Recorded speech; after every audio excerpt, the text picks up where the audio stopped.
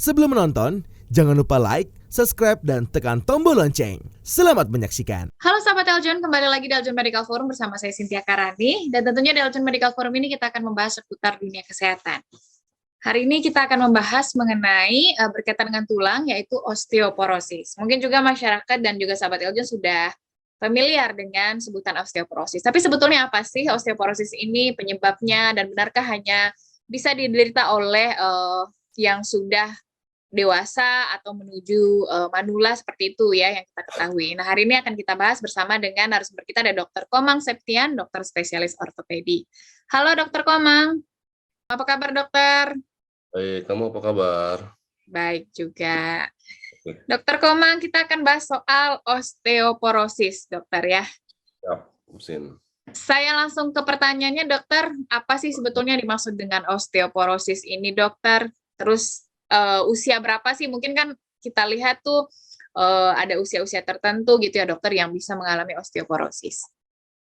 Jadi itu benar ya, ada baiknya sebelum kita bahas lebih detail, kita harus kenal dulu nih sama apa yang sebenarnya osteoporosis itu. Jadi kalau berdasarkan pengertian di WHO, osteoporosis itu artinya penurunan dari massa tulang disertai gangguan dari arsitektur tulang itu sendiri, di mana dua masalah tersebut akan mengakibatkan tulang menjadi lebih keropos dan lebih rentan terhadap terjadinya patah tulang gitu sih. Jadi pasien-pasien yang mengalami osteoporosis itu ujungnya dia akan lebih rentan mengalami suatu patah tulang. Misalnya kalau usia di atas 50 tahun, tadi kan Cynthia tanya nih, umur berapa sih dok yang sering mengalami osteoporosis? Umur yang paling sering mengalami osteoporosis adalah di atas 50 tahun. Karena ada suatu data yang menunjukkan bahwa di atas 50 tahun itu 50% manusia itu sudah mengalami penurunan massa tulang. Jadi penurunan massa tulang tuh harus dimengerti dulu ya, Sin. Ada yang sudah osteoporosis, ada yang baru penurunan massa tulang saja. Jadi yang penurunan massa tulang itu ada yang ringan, ada yang sedang, ada yang sampai osteoporosis. Jadi yang kalau osteoporosis itu sangat rentan terhadap kejadiannya suatu patah tulang, gitu sih. Jadi sebelum osteoporosis tadi penurunan massa tulang ya dokter ya, tapi dia Ya. belum dikatakan osteoporosis. Betul, kalau istilah kedokterannya penurunan massa tulang yang belum osteoporosis itu disebut dengan osteopeni. Ya. Oke, baik. Tapi berarti untuk usia muda gitu, osteoporosis mungkin enggak, tapi tadi kali ya dokter ya, pengeroposan atau segala macam itu apakah mungkin dok? Sebenarnya kalau usia muda bisa juga mengalami osteoporosis, asal dia masuk ke syarat-syarat terdiagnosa dari osteoporosis gitu sih. Jadi nggak menutup kemungkinan di bawah usia 50 tahun mengalami osteoporosis. Misalnya pasien-pasien yang mengalami penyakit-penyakit lain yang akhirnya berujung komplikasinya suatu osteoporosis, misalnya suatu gangguan di ginjal, kemudian gangguan di metabolisme kalsium, kemudian poor diet gitu misalnya, jadi dia nggak kalsiumnya kurang, kemudian vitamin D defisiensi, itu bisa mengalami osteoporosis di bawah usia 50 tahun gitu sih. Jadi nggak fix harus di atas 50 tahun baru kena osteoporosis gitu sih. Oke. Nah, jadi untuk gejalanya dokter seperti apa saja nih dokter yang dikatakan osteoporosis? Kalau gejalanya lebih banyak sih orang nggak menyadari dia memiliki osteoporosis ya. Jadi sampai suatu saat mengalami suatu patah tulang akibat suatu trauma yang kecil gitu atau minor gitu ya. Misalnya kasusnya wanita di atas umur 55 tahun kepleset deh di rumah gitu ya. Misalnya dia kesandung kursi gitu, terus kepleset, tangannya mencoba menumpu berat badannya, itu akhirnya mengalami patah tulang di sekitar pergelangan tangan. Kalau sudah suatu trauma yang ringan menyebabkan suatu fraktur, itu kita sudah harus curiga pasien itu mengalami suatu osteoporosis. Karena kalau misalnya seumuran Cynthia gitu, amit-amitnya misalnya kepleset di rumah dengan kondisi yang sama, biasanya nggak akan menyebabkan suatu patah tulang atau fraktur. Jadi kalau ada kondisi seperti itu, artinya kita harus curiga bahwa ini memang ada penurunan dari kualitas tulangnya yang menyebabkan dengan trauma yang kecil saja sudah menyebabkan terjadinya patah tulang. Kemudian kalau gejala yang lain, biasanya osteoporosis ini terjadi di seluruh tulang ya, Sin, ya. Jadi bisa di tulang belakang, di tulang tangan, tulang kaki, tulang pinggul, semuanya bisa terjadi. Namun ada beberapa lokasi tulang yang lebih cepat prosesnya terjadi. Salah satunya misalnya di tulang belakang gitu ya, atau di spine kita ya. Jadinya tulang belakang itu kan banyak ruasnya, Sin. Jadi kalau mengalami osteoporosis, tinggi dari masing-masing ruas tulang belakang itu akan semakin menurun. Jadi menyebabkan terjadinya penurunan tinggi badan dari pasien tersebut. Biasanya kalau Cynthia pernah lihat tuh wanita-wanita usia di atas 60 atau 70 tuh bungkuk kan badannya kan.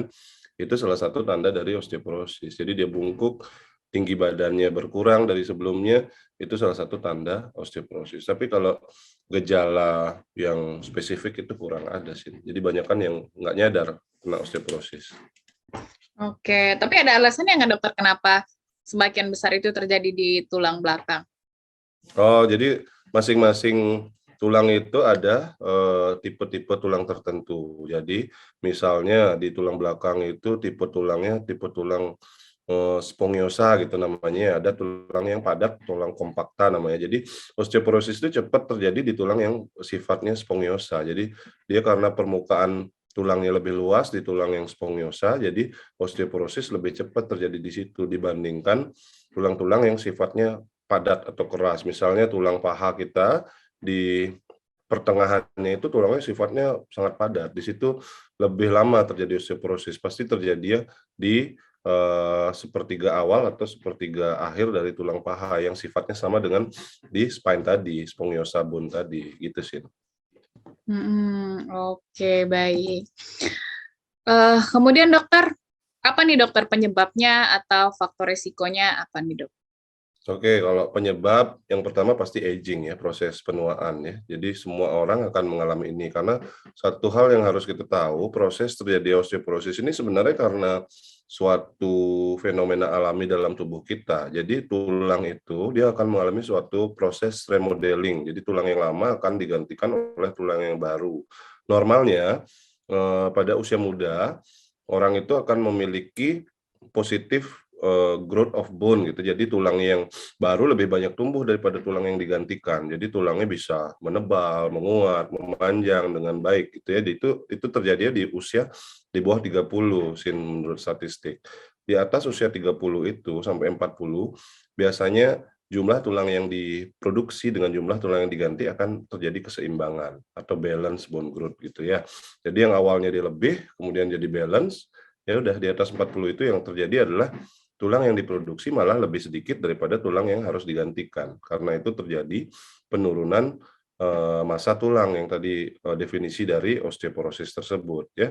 Jadi salah satu faktor yang pertama adalah aging karena semua orang akan mengalami proses yang sama. Kedua, bisa karena suatu kondisi penyakit lain. Misalnya pasien mengalami suatu diabetes, hipertensi, yang autoimun yang harus minum obat-obat kortikosteroid seperti itu adalah salah satu dari risk factor. Kemudian gaya hidup juga. Kalau sedentary lifestyle pasiennya atau orang yang jarang berolahraga di bawah usia 30 atau di bawah usia 40 tentu dia cadangan tulang yang tadi itu rendah. Jadi lebih mudah mengalami osteoporosis gitu ya.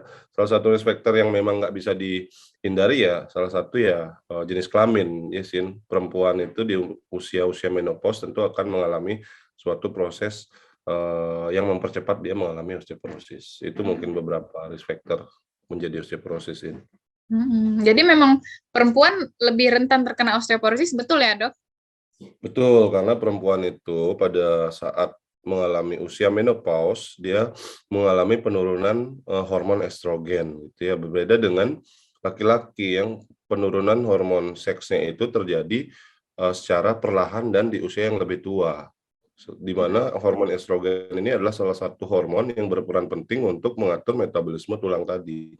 Jadi kalau hormon ini jumlahnya berkurang, tentu metabolisme tulangnya akan terganggu, sehingga wanita-wanita yang mengalami menopause itu lebih rentan mengalami suatu osteoporosis. Apalagi modalnya udah berbeda kan sih wanita dengan laki-laki itu kepadatan tulangnya dari awal dan ukuran tulangnya dari awal memang sudah berbeda. Dengan ukuran yang lebih kecil, kepadatan yang lebih rendah, ditambah hormon estrogen yang lebih cepat menurun, tentu saja wanita lebih rentan mengalami osteoporosis. Oke.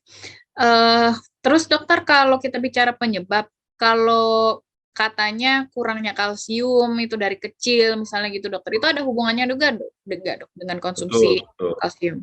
betul. Itu juga salah satu risk factor yang tadi saya sebutkan nih. Jadi kalau kurang intake kalsium, kemudian diet yang nggak baik dari kecil, kemudian lokasi orang-orang yang kurang terpapar dengan sinar matahari pun bisa memiliki risk factor mengalami osteoporosis yang lebih tinggi karena vitamin D juga berperan penting pada metabolisme tulang gitu ya. Jadi kalau bisa memang orang-orang yang sudah memiliki risk factor seperti itu harus mengutamakan intake yang mengandung kalsium, harus mengutamakan mendapatkan paparan sinar matahari agar